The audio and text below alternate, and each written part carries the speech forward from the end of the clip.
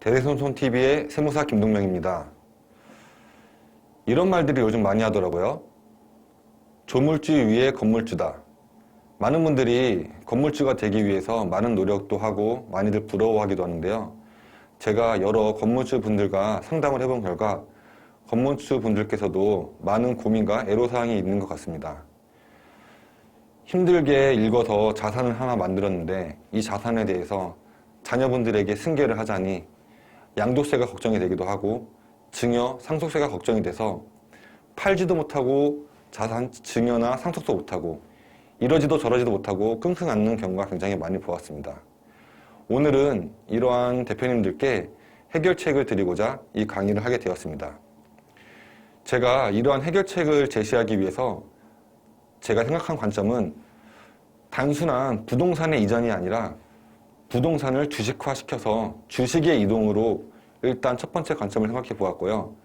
이러한 방법을 하기 위해서 현물 출자를 통한 법인 설립과 현물 출자 이월과세라는 세법 제도를 이용하게 되었습니다. 간단하게 현물 출자 법인 설립에 대해서 말씀을 드리면 대표님께서 가지고 계신 개인 부동산을 법인에 현물 출자함으로써 법인을 설립하는 것을 말씀드리고요. 이 현물 출자에서 발생하는 양도세가 발생하게 되는데 이 양도세는 현물 출자 이월과세라는 제도를 통해서 양도세를 개인 대표님께서 납부하셔야 될 것을 법인이 납부할 수 있게끔 두 가지 조건만 지키면 이런 제도를 이용하실 수 있습니다.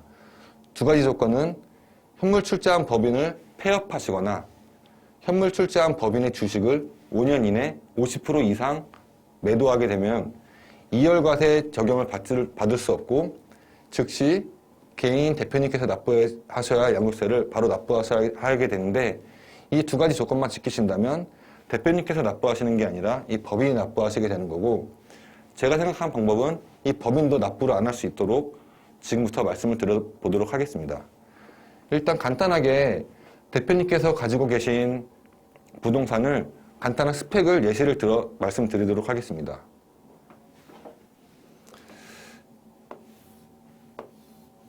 현재 대표님께서 개인 명의로 부동산 하나를 가지고 계십니다.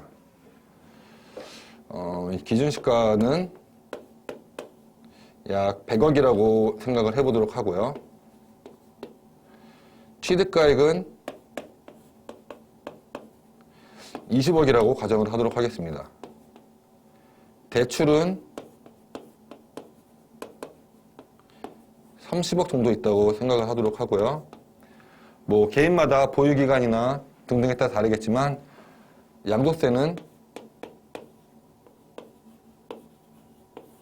약 30억 정도라고 가정을 하도록 하겠습니다. 그럼 이러한 부동산을 제가 처음에 말씀드렸다시피 법인에 현물 출자를 하게 됩니다. 그러면 대표님 법인의 재무상태표는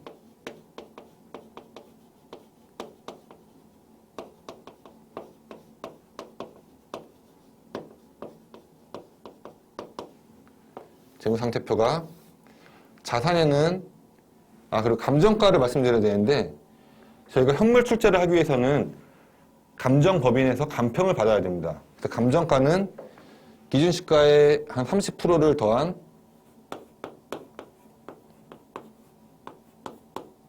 130억이라고 가정을 하고 이 감정가가 30% 정도를 상향해서 잡은 이유에 대해서도 추후에 꼭 말씀드리도록 하겠습니다. 그러면 이제 현물 출자에서 자산에는 130억이 될 것이고요. 부채는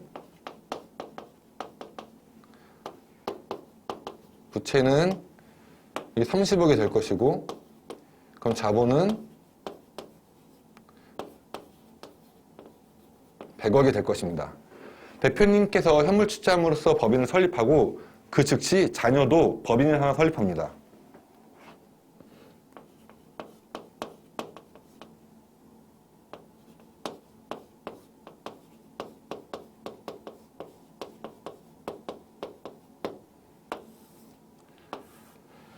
자녀 법인을 설립하고 제가 처음에 주식을 통해서 부동산을 이전한다고 말씀드렸죠.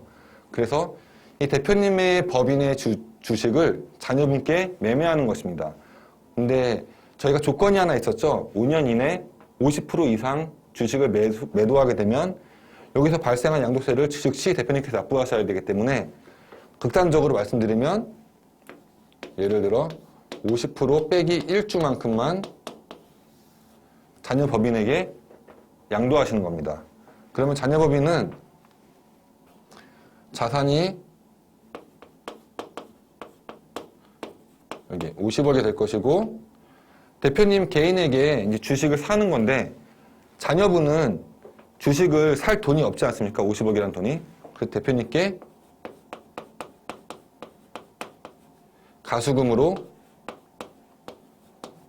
50억이 잡히게 되는 것입니다. 그 자본은 당연히 0원이 되고요. 그럼 현재 이 자녀분의 법인은 이 대표님 임대법인의 주식을 50% 정도 소유한 법인이 되는 것입니다. 그리고 나서 5년 뒤에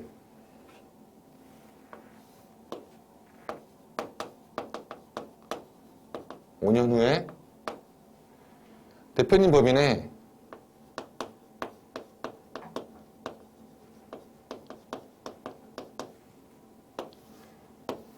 재무상태표를 다시 한번 보면은 자산은 그대로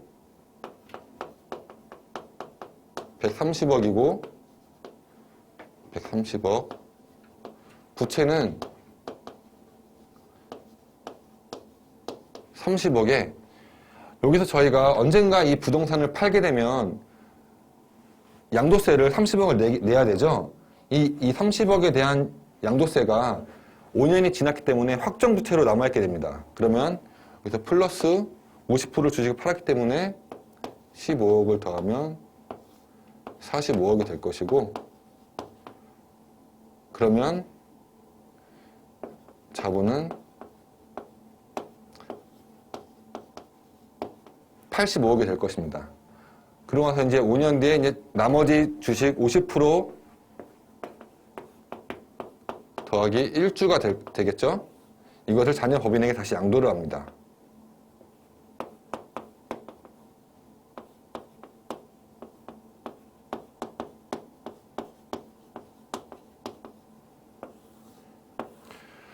양도를 하게 되면 자녀 법인은 자산은 여기는 85억을 전부 다 가져오기 때문에 85억이 될 것이고 가수금은 대표님께 드릴 수 있는 돈이 없기 때문에 그대로 85억이 되겠죠. 이렇게 해서 대표님께서 갖고 계신 부동산을 자녀 법인으로 다 승계가 되는 것인데요. 그래서 1차적으로 정리를 한번 해드리면은 대표님께서 가지고 계셨던 개인 부동산은 현재에도 5년이 지난 현재에도 명의는 등기부동산 명의에는 대표님 법인의 명의로 되어 있습니다. 하지만 이 법인의 주식을 100% 자녀 법인이 갖고 있는 거고 이 자녀 법인의 주식은 전부 100% 자녀분들이 갖고 계신 거죠. 그래서 명의는 아직 당연히 대표님 법인의 명의지만 실질적으로 이 부동산에서 발생하는 임대료에 대해서는 전부 다 배당으로 기속되어 자녀 법인에게 들어가게 되고 이 자녀 법인에게 들어온 배당금이 전부 자녀에게 기속될 수 있도록 하는 방법으로 자산을 승계하는 것입니다. 여기서 이제 어떻게 주식에 대한 양도세, 증여세가 안 나오고 부동산에 대한 양도세, 증여세가 안 나오는지 한 번 더 말씀을 드리도록 하겠습니다. 최초에 저희가 이 30억은 2월과세 되면서 양도세가 나오지 않는 거고요. 이 주식에 대한 양도세는 취득하고 130억의 현물투자 받았고 부채 끼고 자본 100억으로 평가받은 거에 대해서 자녀법인에게 매매가 될 때 취득가액과 양도가액이 동일하게 됩니다. 취득가액과 양도가액이 동일하기 때문에 취득가액과 양도가액이 동일하면 저희가 양도차익이 전혀 발생하지 않죠. 그래서 이 주식이 이전될 때 주식에 대한 양도세가 발생하지 않는 것입니다. 그리고 두 번째, 그럼 이 자녀분은 증여세를 납부해야 되는 거 아닌가라는 말씀을 하실 수도 있는데요. 저희가 상증법상 법률을 살펴보면 특수강 법인의 증여에 있어서 자산을 한 사람당 주주 1인당 21억 7천만 원까지는 가수금으로 잡고 있어도 증여세가 발생하지 않게 됩니다. 만약에 자녀분이 두 분이시고 뭐 배우자분도 계시다면은 그 인원수를 활용해서 충분히 가수금 50억에 대해서도 증여세가 발생하지 않는 것입니다. 그리고 5년 뒤에도 증여세와 양도세를 한번 살펴보면 여기서는 이 부분 한번 생각해 보셔야 되는데요. 제가 여기서 감정가액을 왜 30% 이상 초과해 잡아서 왜 130을 잡았는지 말씀드리기로 했는데요. 여기서 그 이유가 나옵니다. 저희가 이거 그래프 하나를 그려볼 건데요.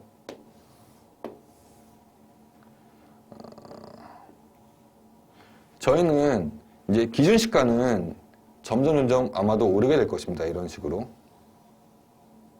그리고 저희는 취득가액을 130억으로 잡아놨죠? 현물 출자할 때. 이때가 100억 시점이고 저희는 130억 시점으로 잡아놨습니다. 그럼 이건 이렇게 갈 것입니다. 그리고 이거를 이렇게 기준시가가 저희가 잡아놓은 130억을 넘어가는 시점을 예를 들어 한 7년 정도로 잡아놓도록 한번 해보겠습니다. 그러면 기준시가가 그렇게 급속도로 오르지가 않죠? 아마 5년 시점에도 아마 뭐 이 정도로 봤을 때도 아마도 저희가 잡아놓은 감정평가 받아놓은 금액이 기준시가보다 높을 것입니다. 그러면 여기서 우리가 주식을 55년 뒤에 주식을 매매할 때는 상증법상 주식평가를 하게 되는데요. 그 주식평가할 때 이 부동산 자산에 대한 가액을 기준시가로 하게 됩니다. 그러면 저희가 5년 시점이 이 정도 될 것이기 때문에 뭐 예를 들어서 이거 120억이라고 생각을 해볼게요. 그럼 주식평가는 이 120억으로 되는 것이고요.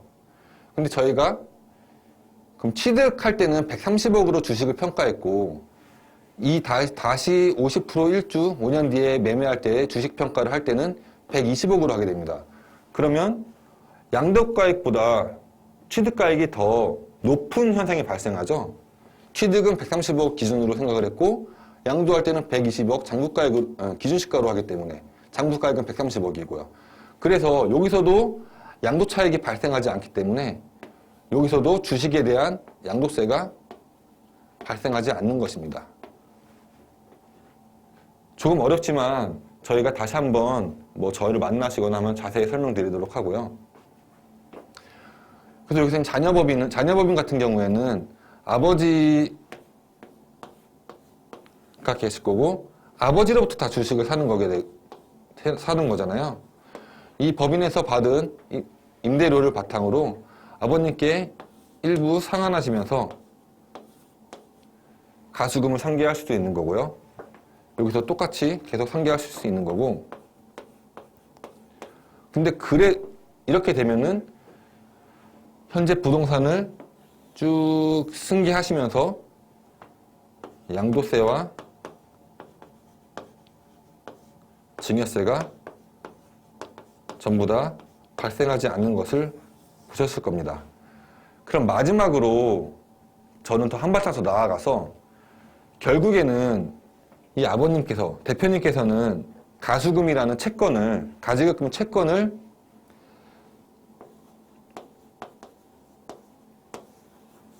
채권을 갖고 계신 겁니다. 근데 이 채권에 대해서는 나중에 대표님께서 사망하시는 경우에 상속세로 자산이 잡히게 됩니다. 그럼 결국 이 85억이 상속세 과표로 들어가서 상속세가 매겨지면 저희가 여태까지 한 것이 다 무용지물이 될 것이고 단지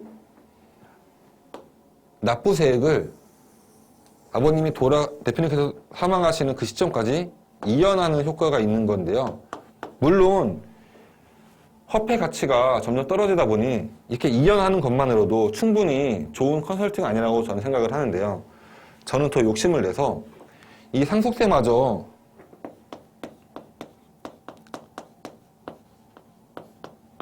납부하지 않을 수 있는 방법은 없을까라는 걸 고민하던 중에 근로복지기금이라는 것을 알게 되었고요. 이 근로복지기금을 통해서 상속세도 안 낼 수 있는 방법을 말씀드리도록 하겠습니다.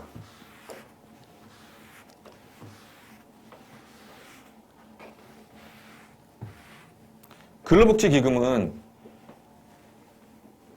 이런 법인들의 근로자들을 위해서 근로자들의 복지를 위해서 만들어진 비영리 법인을 말하는데요. 여기서 이 법인을 설립하고 근로복지기금, 이 앞에는 뭐 사내 근로복지기금이 들어갈 수도 있고요. 공동 근로복지기금이라고도 불립니다. 사내는 하나의 법인으로만 만드는 것을 사내 근로복지기금이라고 말하고, 아버지 대표님 법인과 자녀 법인이 함께 만든 근로복지기금은 이제 공동 근로복지기금이라고 말하는 거고요. 이 근로복지기금에 아버님이 아까 갖고 계셨던 85억 채권을 출연하시는 겁니다. 이렇게 출연을 하게 되면 이 근로복지기금은 세법상 증여세가 부과되지 않습니다. 이렇게 출연을 하고 이 85억이라는 채권을 바탕으로 근로자들에게 많은 복지를 주라고 만든 제도인데요. 그럼 아버님 대표님께서는 85억이라는 채권을 출연하기 때문에 더 이상 자산이 없는 것입니다. 그러면 아버님은 상속 시에도 상속 재산이 없기 때문에 상속세가 부과되지 않겠죠. 그래서 저희가 처음에 말씀드렸던 양도, 증여, 상속세가 모두 부과되지 않는 것이고요. 여기에 이 채권은 어쨌든 이 자녀법인이 상환을 해야 되는 게 의무이긴 한데, 이게 강제로 집행되는 것은 아니다 보니까 여기서 뭐 근로자들이 뭐 자녀분들의 배우자가 있을 수도 있고, 실제로 이 임대법인을 관리하시는 근로자분들이 계실 수도 있을 것입니다. 이 근로자분들에게 복지용도로 주셔도 되는 거고요. 복지용도로 주셔도 되고, 반드시 이 85억에 대한 채권을 상환해야 되는 강제 의무는 없기 때문에 상환을 굳이 안 하셔도 되는 겁니다. 그러면 지금까지 말씀드린 걸 총 정리하자면, 자녀 법인을 설립하고 가수금만으로, 뭐 실제로 돈이 오간 것은 없죠. 자녀분들이 자녀 법인에서 돈이 오간 것이 없기 때문에 자녀 법인이 돈이 없어도, 자녀가 부동산을 취득할 자산이 없어도 양도세, 증여세, 상속세 모두 부담하지 않고 이 부동산을, 아직 명의는 당연히 대표님의 법인 명의이긴 하지만 실제 소득이 기속되는 것은 자녀법인으로 전부 배당으로 기속이 되는 것이고, 이 자녀법인의 주주도 자녀이기 때문에 결국 이 배당으로 기속된 자녀법인의 소득도 전부 주주인 자녀에게 기속되는 것입니다. 명의는 아버님 명의지만 실질 기속은 자녀에게 상속, 증여, 양도세 없이 전부 기속되는 것이죠. 여기까지가 제가 오늘 말씀드리고자 했던 현물 출자를 통한 법인 설립과 현물 출자 이율 과세를 통한 제도를 통해서 이 자산을 승계하는 방법에 대해서 말씀드린 거고요. 플러스 더해서 이 사내근로복지기금을 통해서 상속세도 납부하지 않을 수 있도록 말씀드린 것입니다. 이상으로 마치겠습니다. 감사합니다.